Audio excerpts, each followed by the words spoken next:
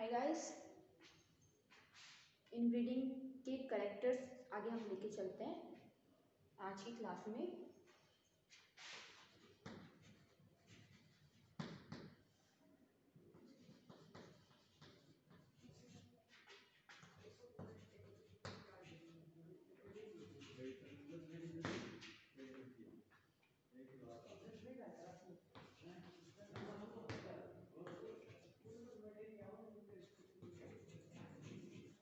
ठीक है, तो शर्ल ने पहले ही बताया है कि शर्ल ने 30 जनरेशन तक स्टडी की थी, उसके बाद इनब्रीडिंग, डिस्पर्जन और हेटेरोसिस की थ्योरी दी थी। ठीक है, तो अब शर्ल के अकॉर्डिंग किसी भी इनब्रीडिंग के क्या क्या करेक्टर्स हो सकते हैं। ठीक है,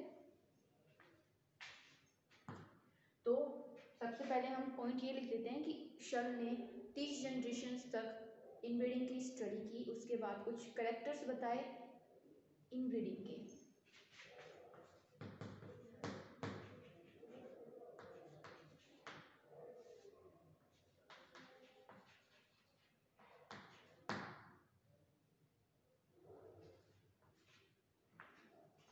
30 जनरेशन तक इसने क्या है स्टडी की थी।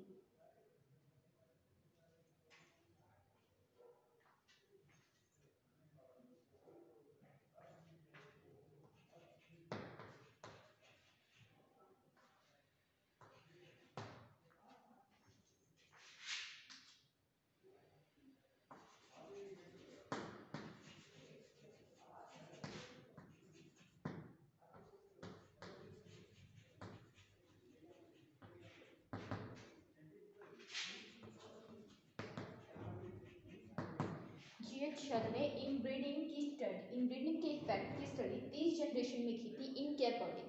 तो देखिए, सबसे पहले तो इन्होंने बताया कि जो प्रोडक्टिविटी है ना वो 1/3% कम हो जाती है। मतलब हमने जो शुरुआत में देखी, हम कंटिन्यू सेल्फिंग करवाते हैं तब जाके इनब्रीडिंग डिस्पर्जन शो होता है। तो हमने मान लीजिए ये पेरेंट प्लांट लिया, सबसे पहले पेरेंट प्लांट के बाद 8-10 जनरेशन तक कंटिन्यूस सेल्फिंग करवाई है, तो हमने जो लास्ट में जो हम प्रोजेनी मिलती है उसमें प्रोडक्टिविटी इसके कंपैरिजन में 1/3 कम हो जाती है। मतलब मान लीजिए ये हमारे बीच में खूब सारी जनरेशन है, ये हमने इस जनरेशन की स्टडी करी है, तो इसमें क्या है इसकी प्रोडक्टिविटी के कंपैरिजन में 1/3 कम हो जाती है, 1/3 कम हो जाती है। ठीक है, इसके साथ साथ वायबिलिटी है वो भी कम होने लग जाती है। ठीक है, तो हमारा जो पहला पॉइंट है हम ले सकते हैं कि जो हमारे प्रोडक्टिविटी है या हम यील्ड कह सकते हैं इसको, तो हमारा फर्स्ट पॉइंट हो जाएगा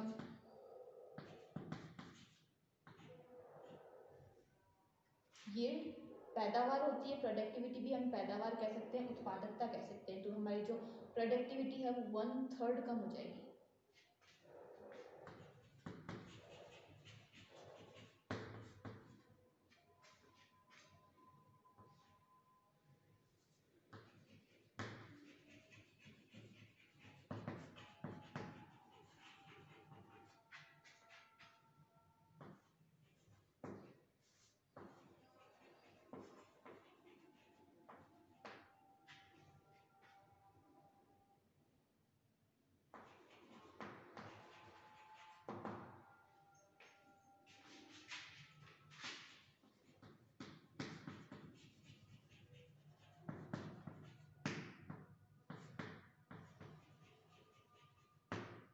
हमने जो शुरुआत में पेरेंट लिया था उसके कंपैरिजन में हमारी जो करंट प्रोजेनी की जो यील्ड कैपेसिटी है वो क्या है, कम हो जाएगी। यहाँ पर इनिशियली चूजन कर देते हैं, हम एक और वर्ड डाल देते हैं, इनिशियली चूजन यानी चूज करी हुई क्रॉस पॉलिनेटेड पेरेंट के कंपैरिजन में जो हमारी यील्ड कैपेसिटी है, जो हमारी प्रोडक्टिविटी है, 1/3 कम हो जाएगी। ठीक है, तो हम अब सेकंड पॉइंट ले सकते हैं। ये तो हमारी हो गई प्रोडक्टिविटी के बारे में। इसके बाद में हम लें तो जो लिथल कैरेक्टर्स है वो क्या है, जल्दी जल्दी शो होने लग जाते हैं।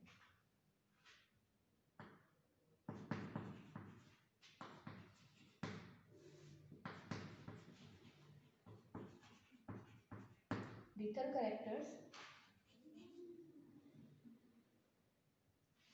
जल्दी से शो होने लग जाते हैं, या हम कहें कि जो करेक्टर्स हैं वो मान लीजिए 5 पीढ़ियों बाद में शो होने वाले थे, वो 5 पीढ़ियों पहले ही 5 पीढ़ी पहले ही शो होने लग जाते हैं, जिससे क्या है जो हमारी जो प्रोजेनी है उसकी जो सर्वाइवल कैपेसिटी है वो भी कम हो जाती है। इसके अलावा हम कहें कि जो हमारी जो बनने वाली जो प्रोजेनी है वो क्या है, वो अपने सारे वैगर करेक्टर्स है वो धीरे धीरे धीरे करके कम होने लगते हैं, ठीक है। और इसके अलावा जो भी वैरायटी है, मतलब वेरिएशन शो हो रही है, कुछ वैरायटीज है जो वेरिएशन शो करी थी वो भी वेरिएशन शो करना एक टाइम के बाद में बंद कर देती है। तो हम अपने इस पॉइंट को लिख देते हैं आगे।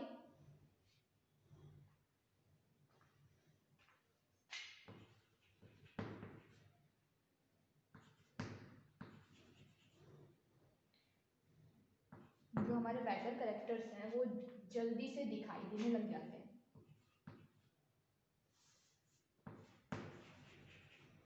ठीक है। जो हमारे वैगर करेक्टर्स है वो जल्दी से दिखाई देने लग जाते हैं, या फिर सीन को छोड़िए एरियल अपेयर कर लीजिए, ठीक है, जल्दी से शो होने लग जाते हैं। इसके अलावा हम हमारा थर्ड पॉइंट लेके चलते हैं कि वेरिएशंस कम हो जाती, इसके अलावा जो उनकी जीवन क्षमता है वो भी क्या है, कम होने लग जाती है।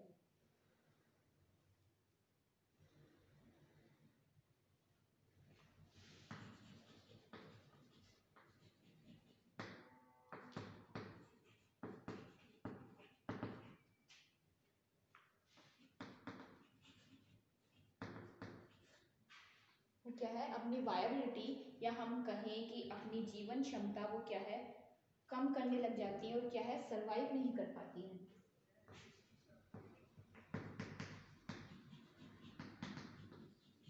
क्या है, सरवाइव नहीं कर पाती है। इसके बाद अगर हम हमारा चौथा पॉइंट लेके चलें तो हम ले सकते हैं कि जो देखिए उनकी क्या है, जीवन क्षमता कम हो जाती है या कुछ तो सरवाइव ही नहीं कर पाती है। अब जो सरवाइव कर रही हैं उनके वगैरह करेक्टर डिक्रीज होने लग जाते हैं।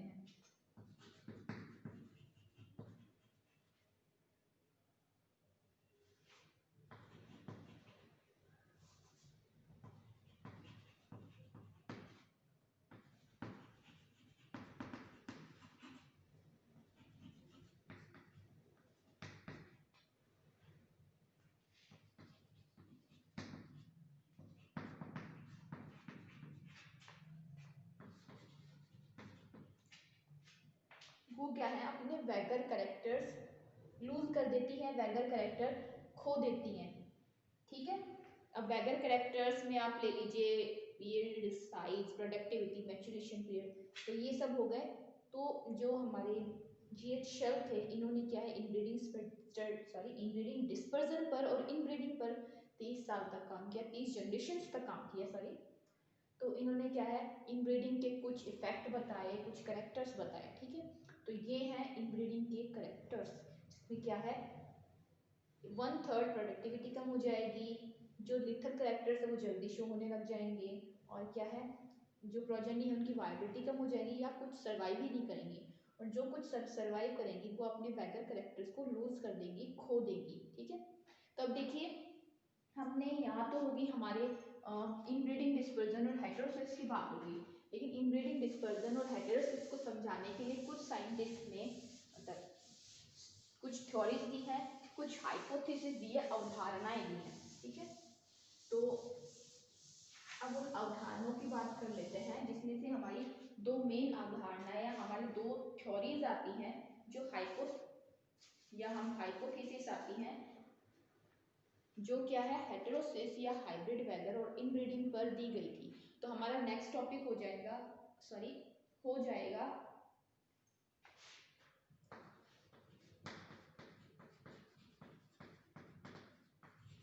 हाइपोथेसिस यानी अवधारणा, ठीक है।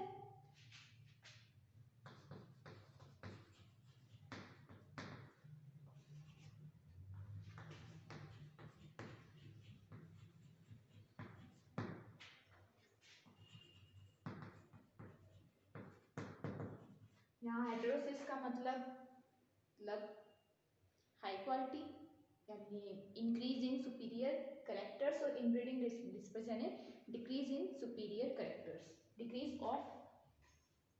इन superior characters and superior characters का डिक्रीज होना, डिक्रीजमेंट ऑफ सुपीरियर करेक्टर, ये ज़्यादा बेस्ट है। तो हाइपोथेसिस अवधारणा है, तो इसमें देखिए हमारे दो हाइपोथेसिस हम बेसिकली पढ़ेंगे, या दो हाइपोथेसिस मेन है। एक तो डोमिनेंस हाइपोथेसिस, ठीक है, एक ओवर डोमिनेंस।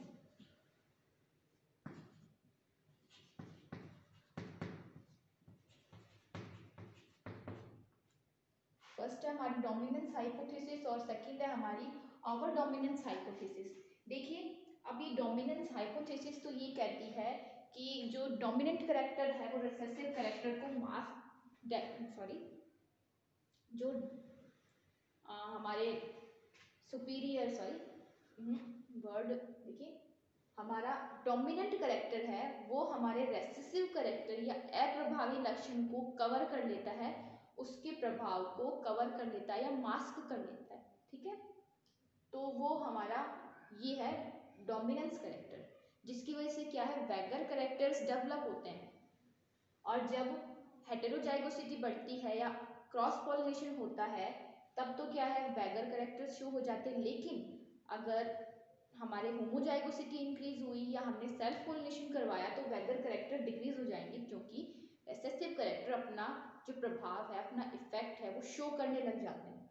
ये तो है हमारे डोमिनेंस हाइपोथेसिस में। अब ओवर डोमिनेंस हाइपोथेसिस है, इसमें देखिए इसमें ये कहा गया है कि केवल कुछ ही जगहों पर ही, कुछ एक लोकस पर ही हेटेरोजाइगोसिटी होमोजाइगोसिटी से डोमिनेंट होती है, और उसी के प्रभाव के कारण जो है वैगर करेक्टर्स शो होते हैं, ठीक है। तो हम हमारी डोमिनेंस हाइपोथेसिस देख लेते हैं।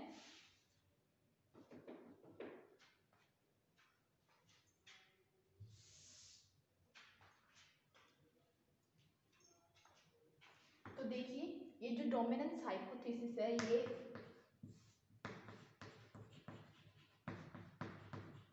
इसमें ना 4 साइंटिस्ट आते हैं। ये जो डोमिनेंस हाइपोथेसिस है, 4 साइंटिस्ट ने देखी अलग अलग टाइम पर। इन्होंने 1908 में दी थी,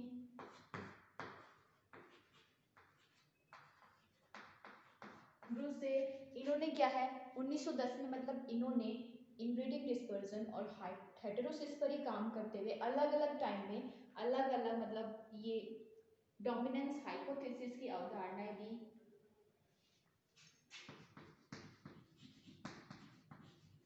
ठीक है, तो हम डोमिनेंस हाइपोथेसिस में हम चारों साइंटिस्ट का नाम यूज करते हैं, ठीक है। तो यहाँ पर डोमिनेंस हाइपोथेसिस के लिए हम डैनफोर्ड का भी नाम लिखे, हम रूसे का भी नाम लिखते हैं, हम कीबेल का भी नाम लिखते हैं, पेल का भी नाम लिखते हैं, ठीक है। तो इन्होंने क्या है डोमिनेंस हाइपोथेसिस दी अपने अकॉर्डिंग अलग अलग टाइम पर। तो ये देखिए ये तो हो गई कि इन्होंने ये क्या है डोमिनेंस हाइपोथेसिस दी है। अब देखिए डोमिनेंस हाइपोथेसिस में जो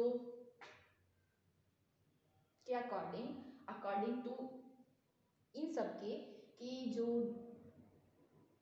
डोमिनेंट करेक्टर है वो अलग लोकस पे प्रेजेंट होता है और रेसेसिव करेक्टर से वो अलग लोकाई पे प्रेजेंट होता है, ठीक है।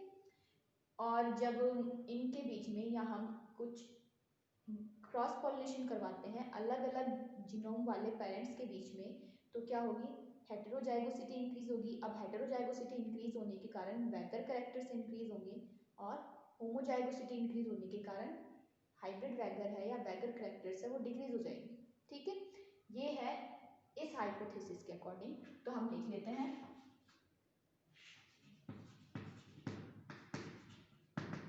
According to this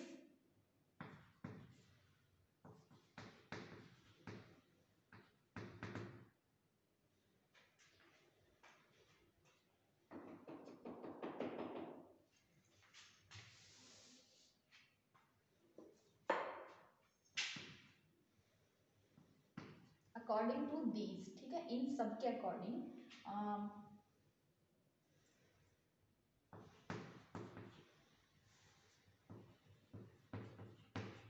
on one loci, chromosome पर बहुत सारे लोकस या लोकाई प्रेजेंट होते हैं जहां पर अलग अलग जीन प्रेजेंट होते हैं, ठीक है। तो यहाँ ये कह रहा है कि ऑन वन लोकाई डोमिनेंट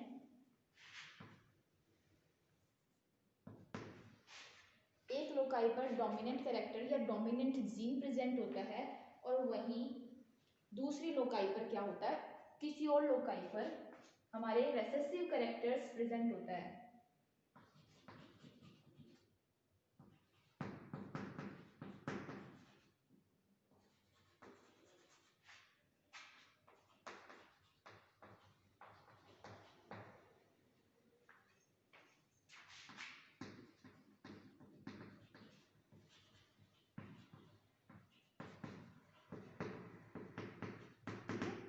एक लोकाई पर तो इनके अकॉर्डिंग एक लोकाई पर तो डोमिनेंट जीन होता है, प्रेजेंट होता है, और दूसरे लोकाई पर होता है हमारा रेसेसिव जीन या रेसेसिव कैरेक्टर प्रेजेंट होता है। और ये जो डोमिनेंट है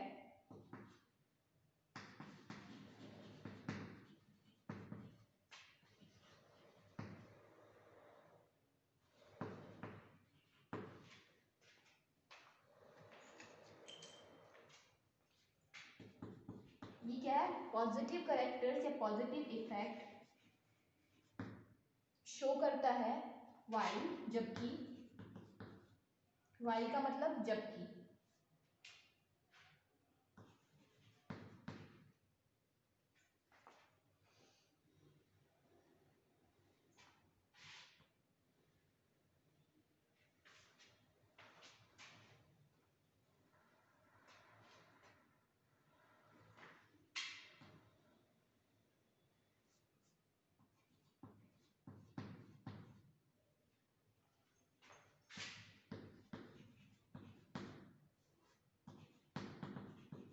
रेसेसिव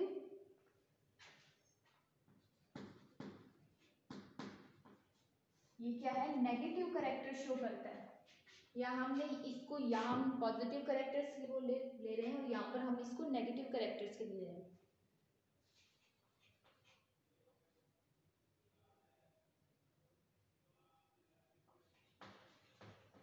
ठीक है, जो है हमारा ये पॉजिटिव इफेक्ट या पॉजिटिव कैरेक्टर शो करता है, जबकि क्या है हमारा रेसेसिव है वो नेगेटिव कैरेक्टर्स या नेगेटिव इफेक्ट शो करता है। ठीक है, जब हेटेरोजाइगस कंडीशन होती है तो क्या है, ये जो पॉजिटिव या डोमिनेंट है वो क्या रेसेसिव को मास्क कर लेता है, कवर कर लेता है उसके इफेक्ट को, जिससे क्या है हाइब्रिड वैगल वाले कैरेक्टर्स है वो इंक्रीज हो जाते हैं।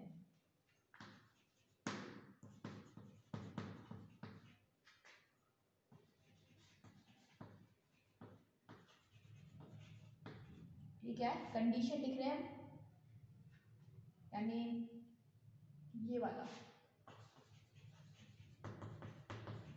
ठीक है। यहाँ पर एक कंडीशन को ऐसे लिखा है, इन हेटेरोजाइगस कंडीशन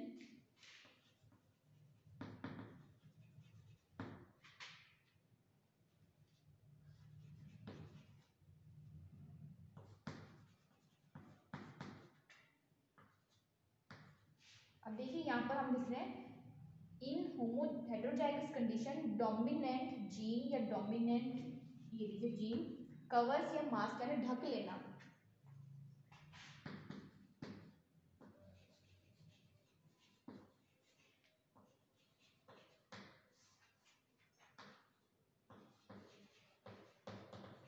ये क्या है रेसेसिव जीन के करेक्ट इफेक्ट को क्या है ये कवर या मास्क कर लेता है। ठीक है,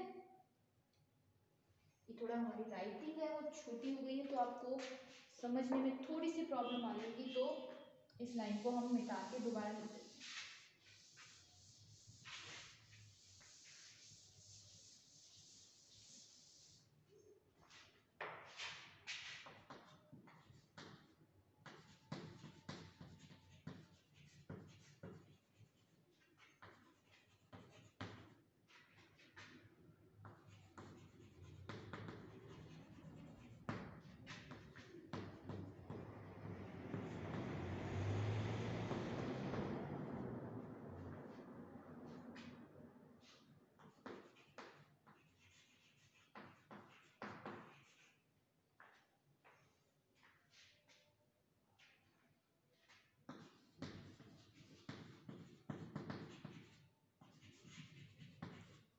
क्या है, ये जो हेटेरोजाइगस कंडीशन में डोमिनेंट जीन है वो क्या है, रेसेसिव जीन के कैरेक्टर्स या उसके इफेक्ट को क्या है, कवर कर लेता है, जिसकी वजह से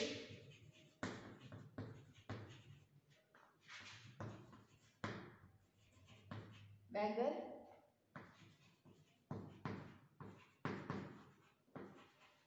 ये क्या है, वैगर कैरेक्टर से अपेयर होने लग जाते हैं। क्या होगा, जिसके कारण वैगर कैरेक्टर अपेयर होने लग जाते हैं। वही बट जबकि इन होमोजाइगस कंडीशन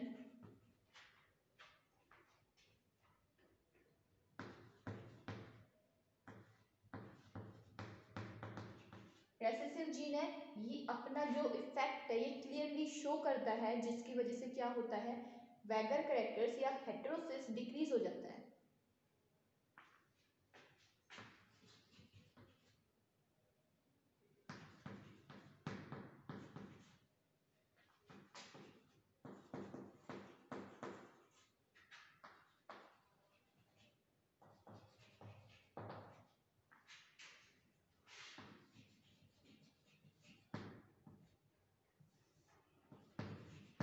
ठीक है,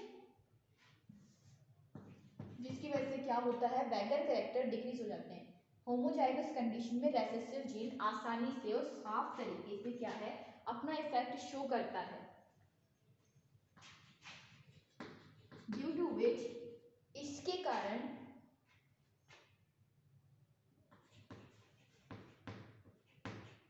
वैगर कैरेक्टर्स आर डिक्रीज। ठीक है, वैगर कैरेक्टर्स है वो डिक्रीज होने लग जाते हैं।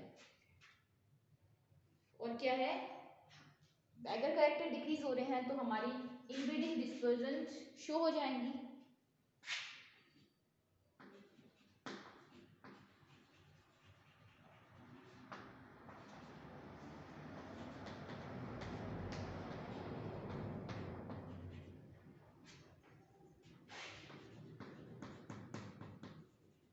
इनब्रीडिंग डिस्पर्जन होता है। ठीक है ना, अब ये तो बात हो गई कि हमने बात कर ली है कि ये होगा। ठीक है, होमोजाइगोसिटी हेटेरोजाइगोसिटी में। अब हम सेल्फ पॉलिनेशन और क्रॉस पॉलिनेशन की बात कर लेते हैं।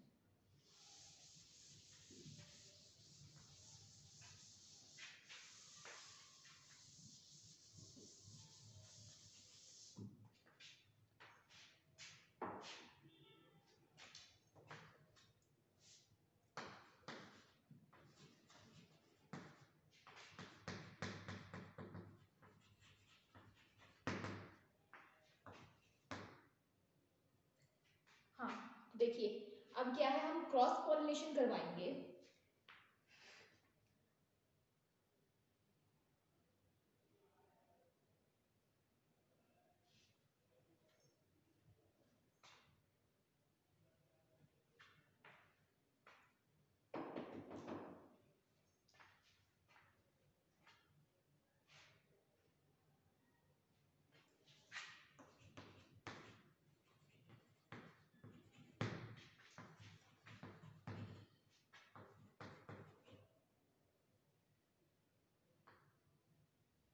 क्या है, अब हम दो पेरेंट प्लांट के बीच में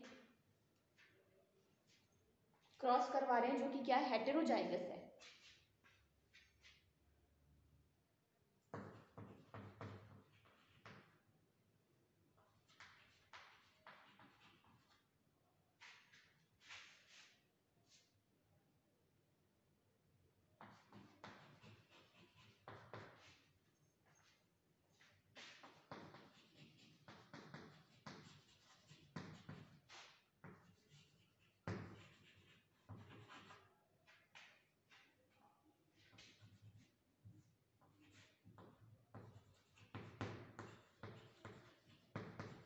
क्या है, हमने क्या है, क्रॉस पॉलिनेशन, इसको आप एक कंडीशन के रूप में डाल दीजिए। ठीक है, अब हम क्या है, क्रॉस करवा रहे हैं दो हेटेरोजाइगस प्लांट्स के बीच में, जो कि क्या है, जेनेटिकली रिलेटेड नहीं है, ठीक है। तो हम देखिए,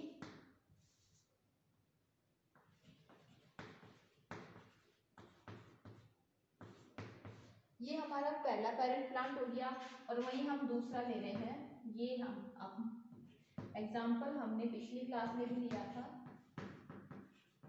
ठीक है। ये हमारे दो पेरेंट प्लांट हो गए जिनका जीनोम सेम है नहीं, तो अब हम इनके बीच में क्रॉस करवाएंगे।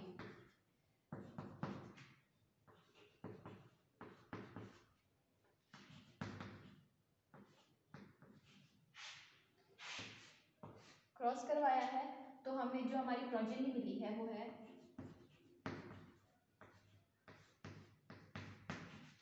ठीक है, ये हो गया। तो ये क्या है, हमें जो प्रोजेनी मिली है वो ये है, ये हमारे पेरेंट हो गए हैं, ये उनके गैमेट्स हो गए हैं, और ये हमारी प्रोजेनी, ठीक है। अब देखिए, हमने क्या है, दो हेटेरोजाइगस प्लांट्स के बीच में क्रॉस करवाया है, जिससे हमारी ये प्रोजेनी मिली है। F1 जनरेशन कहें, F1 जनरेशन प्रोजेनी मिली है, वो भी कैसी है, हेटेरोजाइगस, ठीक है। और क्या है, अब हेटेरोजाइगस होगा तो हम हमारे हेटेरोसिस क्या है वो इंक्रीज हो जाएगा, करेक्ट। क्योंकि देखिए, कैपिटल ए स्मॉल ए है ना, तो ये है, तो ये बात है कि अगर हम दो डिफरेंट हेटेरोजाइगस प्लांट्स के बीच में हम क्रॉस करवाएंगे तो जो हमारी प्रोजेनी मिलेगी वो भी हमें हेटेरोजाइगस टाइप की मिलेगी, जिसमें हाइब्रिड कैरेक्टर्स प्रेजेंट होंगे।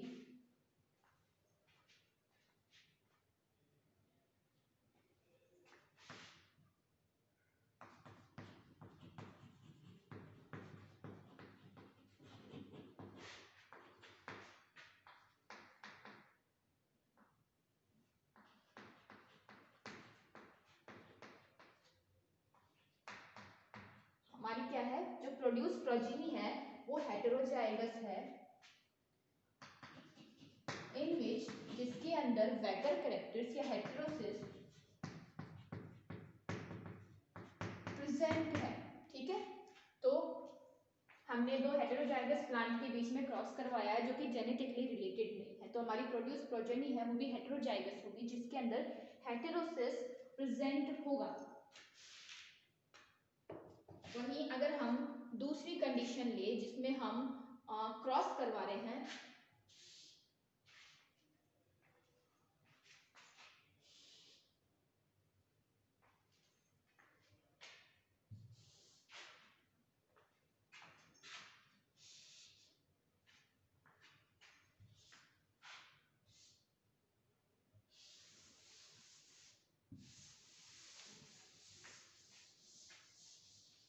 तो देखिए अब हमारा सेकंड केस आता है जिसमें हम क्या है, दो जेनेटिकली इफ सेल्फ पॉलिनेशन या cross is done between homozygous plant, ठीक है। हमने क्या होमोजाइगस पेरेंट प्लांट में क्रॉस करवाया है जो कि क्या जेनेटिकली रिलेटेड है। अब देखिए, then produce progeny is also homozygous, ठीक है, जिसके अंदर हेटेरोसिस अब्सेंट होगा। तो अब हम क्रॉस करवा लेते हैं,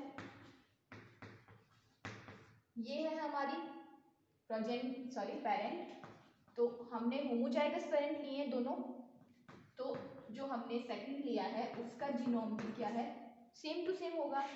अब ये पेरेंट हो गए, इनके गैमेट्स हो जाएंगे ये ABCD, सेम यहीं पे ऐसे की ऐसे, इनके बीच में हम क्या है क्रॉस करवा रहे हैं, और हमारी जो प्रोजेनी मिलेगी वो क्या होगी, AA BBCC और capital D, same to same अपने पेरेंट्स की जैसी होमोजाइगस होगी ये भी। तो ये क्या है, ये हमारे पेरेंट हो गए हैं। ये गैमेट्स हो गए हैं। ये हो गई हमारी F1 जनरेशन जो हमें प्रोजेनी मिली है। अब इस प्रोजेनी देखिए ये होगी होमोजाइगस और इसमें क्या है हेटेरोसिस, ये क्या है अब्सेंट होगा। इसमें क्या है हेटेरोसिस प्रेजेंट होगा हमारी F1 जनरेशन में, या हम कहें हेटेरोसिस लेस होगी।